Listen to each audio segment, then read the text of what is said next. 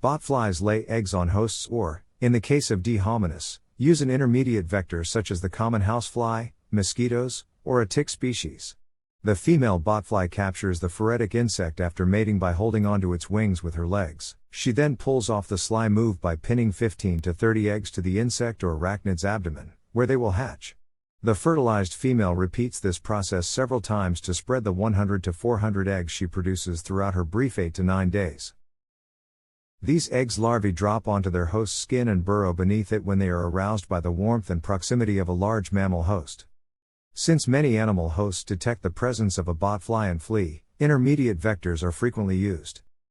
The body heat of the host animal encourages hatching upon contact or close approach, and eggs are directly deposited on the skin of bigger animals, or the larvae hatch and drop from the eggs attached to the intermediate vector. Following licking, some types of botfly also develop in the digestive tract.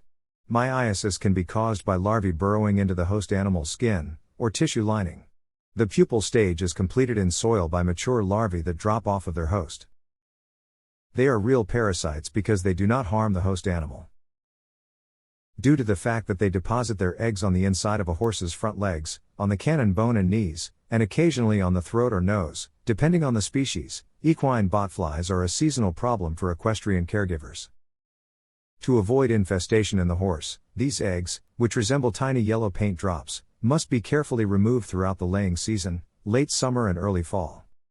When a horse rubs its legs together, the eggs are moved from the legs to the mouth, where the larvae develop and adhere to the small intestine or the stomach lining.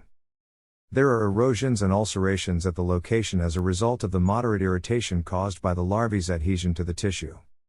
Since the bone and tendons on the cannon bones are located right beneath the skin, it is challenging to remove the eggs, which stick to the host's hair. Eggs must be removed and caught with a sharp knife, often a razor blade, or rough sandpaper before they fall to the ground. The larvae develop for 10 to 12 months while still attached before passing out in the excrement. Horse owners occasionally report finding botfly larvae in their animals' feces. These larvae are reddish-orange in color and cylindrical in shape. The cycle repeats again when adult botflies emerge from the growing larvae after 1 to 2 months. The Americas are home to botflies, fly of the genus Cuterebra, which are invariably rodent and rabbit parasites. Your veterinarian will be able to safely remove the maggot if it has reached the end of its migratory stage and settled into a location on the body, such as under the skin, around the eyes, or on the snout. Manifestations of lung migration may be alleviated by corticosteroids. The prognosis will be bad if the parasite has caused irreparable brain damage, and euthanasia may be the only choice. Your veterinarian will probably prescribe a broad-spectrum anti-parasite medication, which should kill maggots still in the migrating stage. Before the drug is delivered, a corticosteroid therapy will be provided. Anti-parasite drugs can be used to either treat symptoms brought on by maggots thought to be migrating in the lungs or to eradicate larvae in other tissues, such as the central nervous system.